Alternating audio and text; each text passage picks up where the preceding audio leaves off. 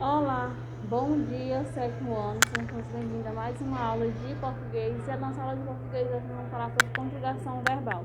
Nós já estudamos em português, vou voltar bem aqui para a gente fazer uma recapitulada do que nós estamos estudando no decorrer dessa semana.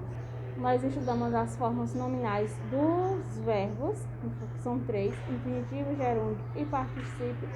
O infinitivo, quando termina em AR, R e R, o gerúndio, o particípio quando termina no dó e o gerúndio terminando em ando e endo. E ontem nós estudamos as estruturas dos verbos, que elas são três: o radical, a vogal temática e as desinências, né? O radical é a identidade do verbo, a vogal temática é o que liga o radical às outras duas, ou seja, é a desinência do modo temporal. E hoje nós vamos falar sobre a conjugação verbal. Conjugar um verbo é mudar de sua terminação, a desinência, para adotá-los a pessoa, o número e o tempo, e o modo. Observamos nos exemplos abaixo a desinência em negrito, ligando-se ao radical dos verbos sublinhados. Sabemos que existem três modos de verbo: o indicativo, subjuntivo e imperativo. O indicativo indica uma certeza, o subjuntivo uma dúvida e o imperativo uma ordem. Aqui ele colocou em negrito os radicais do verbo gostar. E esse aqui ele sublinhou o radical e ele colocou em letra rosa as desinências, ó. Gosto, gostas, gosta, gostamos, gostais e gostam. Nesses exemplos aqui, conjugamos o verbo gostar, que é um verbo de primeira conjugação. E ele está no presente do indicativo, porque eu gosto, tu gosta, ele está indicando uma certeza daquilo de gostar. Observando que é um termo de sua estrutura que não muda. Qual é o que não muda nesse verbo aqui? O que não muda é o radical gosta, G-O-S e o T, pronto, gosta. Se gosta é o radical, ele não muda. O que vai mudar são essas desinências aqui. O radical é o elemento portador do sentido básico do verbo, ou seja, o radical é a identidade que temos do verbo. Além das desinências e do radical, os verbos apresentam a vogal temática. Uma vogal que aparece depois do radical indica a qual conjugação o verbo pertence. Por exemplo, entender, a vogal temática é o R, segunda conjugação. Já em partir é o ir, nós vamos dizer que ele é da terceira conjugação. Aqui nós vamos analisar esse verbo aqui, entender. Essa parte de azul, entende até o D, nós chamamos eles de quem? Nós chamamos eles de radical. O E é a vogal temática e o R é a desinência do infinitivo. Nós não vemos que o verbo que termina em R está no infinitivo? Com a mesma coisa aconteceu com o verbo partir. Parte, o radical, o I, a vogal temática, e o R, a desinência do infinitivo.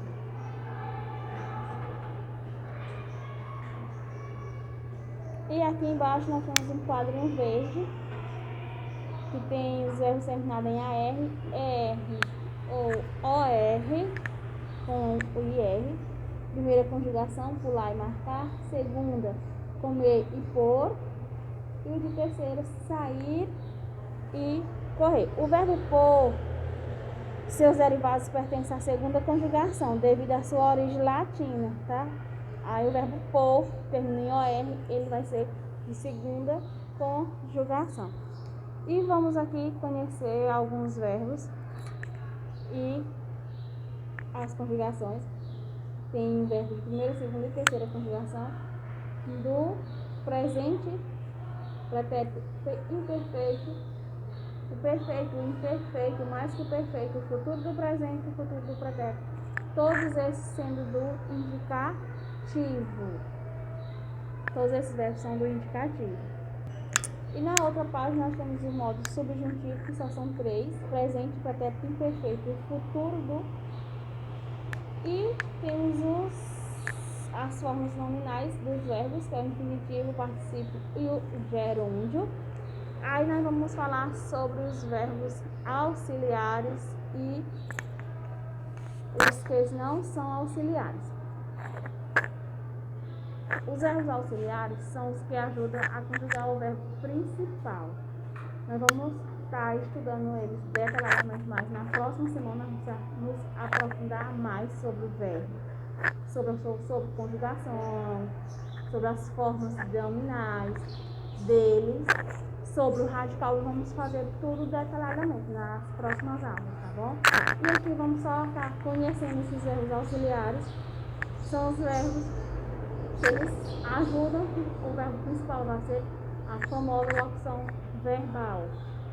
E logo vem a atividade da página 81, que vocês vão ler o texto. Sua presença em minha vida foi fundamental, que está aqui, ó, vamos fazer a leitura dela aqui. Sua presença em minha vida.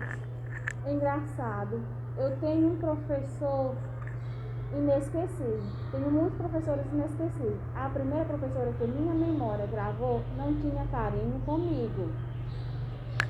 Botava todos os meninos branquinhos no colo, a mim não.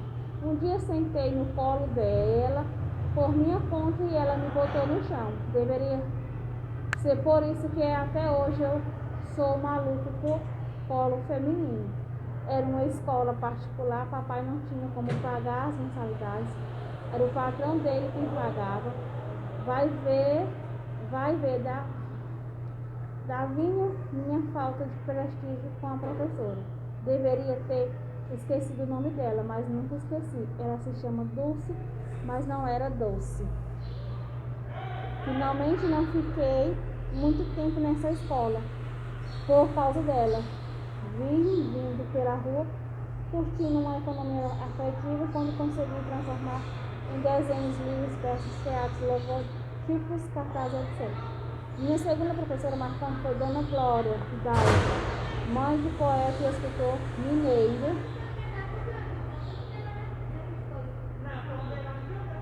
João, ele era discípulo de Helena, que revolucionou o ensino básico em 1940. Dona Helena percebeu logo que não dava para mudar a cabeça dos professores mineiros, que tinha ainda palmatórios na parede da sala de aula. Então, em 1550, idealistas e as espalhou por Minas Gerais em sua missão de mudar a escola.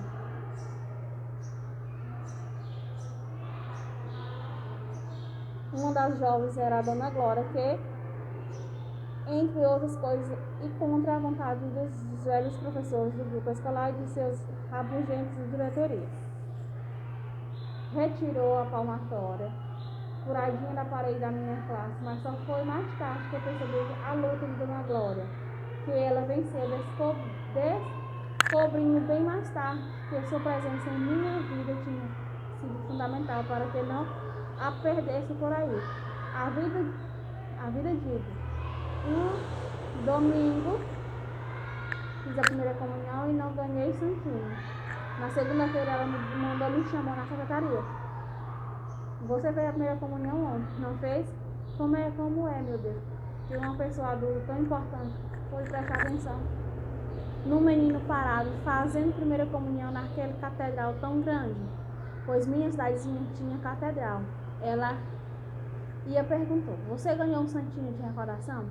Não havia ganho, não. Aí ela abriu a gaveta, tirou um santinho e escreveu uma dedicatória onde lia as palavras brilhante e futuro, e que na hora não fizeram o menor sentido para mim. Somente um pouco mais tarde descobri que ela sabia tudo da minha vida.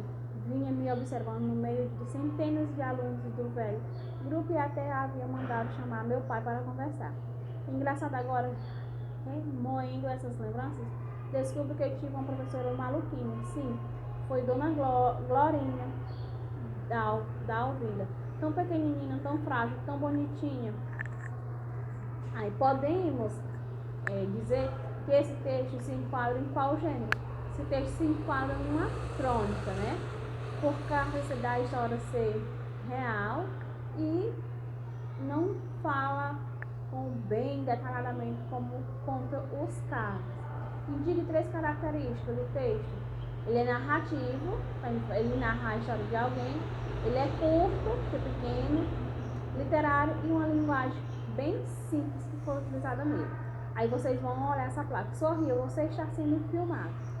As pessoas que não gostam de ser filmadas preferem uma mensagem que diz ao contrário. Para atender a essas pessoas, reescreva o aviso. Sorriam. Nós não estamos sendo filmados. Se eles não gostam, vão dizer que não estão sendo. E a B, nós vamos criou-se recentemente a palavra gerundismo para designar um uso absurdo do gerúndio. Na sua opinião, esse tipo de desvio ocorre no aviso acima?